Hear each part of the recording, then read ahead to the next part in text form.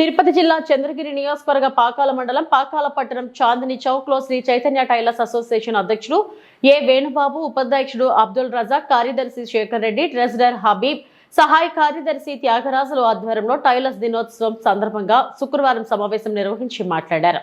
Pakala RTC bus stand నుండి పాకాల ప్రభుత్వ ఆసుపత్రి వరకు ర్యాలీ నిర్వహించారు. ఆసుపత్రిలో రోగులకు పండ్లు, బ్రెడ్లు పంపిణీ చేశారు. ఈ సందర్భంగా వారు మాట్లాడుతూ పాకాల టైలర్లకు సమగ్ర చట్టం అమలు చేయాలన్నారు.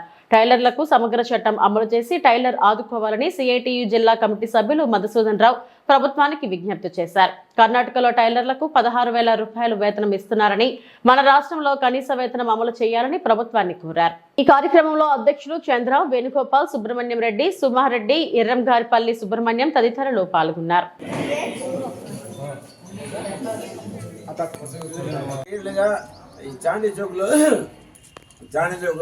ఆ గుడి దగ్గరనే మేము కమిటీ హాల్ లేకుండా మేము ఆడ కూర్చొని మీటింగ్ చేసుకుంటూ ఉంటాము. మాపై దయ ఉంచి కమిటీ హాల్ కోసము వీలైన తొందరగా మాకు చేయిస్తే మేము మీకు రుణమని ఉంటామనేసి. అందరికీ నమస్కారము. ఈరోజు టైలర్స్ దినోత్సవం సందర్భంగా ప్రపంచం మొత్తం టైలర్స్ అందరికీ నమస్కారాలు. మేము ఈ వృత్తిని ఎంచుకొని 25 సంవత్సరాలు ఈ అసోసియేషన్ మేము ప్రారంభించి 25 సంవత్సరాలు అయింది. అందరూ ఐక్యతగా ఉండి మరింతమంది ఇంకా రావాలి, ముందుకు రావాలని. కొంతమంది ఇంకా రాలేదు, రావాల్సిన వాళ్ళందరూ కూడా రావాలి, ముందుకు రావాలి. నేను రాలేదు, నువ్వు రాలేదు అనుకోకుండా ప్రతి ఒక్కరూ వచ్చి ఈ అసోసియేషన్ని జయనం చేయాల్సిందిగా కోరుతున్నాను. మేము ఈ కార్యక్రమం సత్యమ్మగుడి దగ్గర నుంచి ప్రారంభించి గవర్నమెంట్ హాస్పిటల్లో రోగులకి పాలు, బ్రెడ్లు పంచినాము. నా పేరు మధుసూదన్ రావు, కార్మిక సంఘానికి సిఐటియు అనే సంఘానికి జిల్లా కమిటీ సభ్యులుగా ఉన్నాను.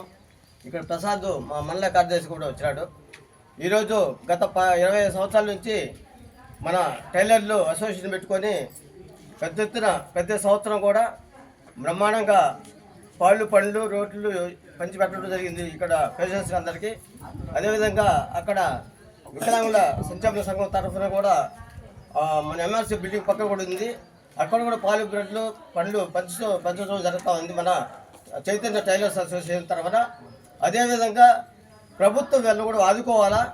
ఏమంటే పుట్టిన వెంటనే రక్త ముద్దగా తయారు చేసిన తర్వాత అది అయిన తర్వాత మళ్ళా పురుడు అనే పేరుతో పెట్టుకొని అప్పుడే షర్టు, అమ్మాయి అయితే షర్టు, అబ్బాయి అయితే షర్టు, పాప అయితే గౌన్గా తగిలిస్తారు. ఆ తగిలించడానికి కారణం మన టైలర్లే ముఖ్య కారణం అనేది మనం భావించాల్సిన అవసరం ఉంది.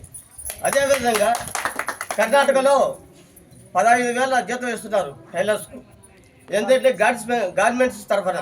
ఇక్కడ ఏమి ఇస్తున్నారంటే ఇక్కడ కొన్ని చోట్ల గార్మెంట్స్ ఉన్నా ఇక్కడ 7,000, 8,000 అట్లా అంత మాత్రం ఇస్తున్నారు. అలా కాకుండా అందరికీ గార్మెంట్స్ అవకాశం కూడా కల్పించాలి.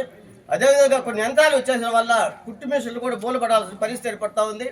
అలాంటి కాకుండా ప్రభుత్వం కూడా స్పందించి మన టైలర్లు కూడా ఆదుకోవాలనేసి సిఐటి తరఫున ప్రభుత్వానికి విజ్ఞప్తి చేస్తున్నాం. ఇంతకుముందు కూడా మా ఎమ్మెల్యే గారు కూడా, మన నాని గారు కూడా మనకు హామీ ఇవ్వడం జరిగింది, మన మీటింగ్లో కూడా హాజరయ్యి.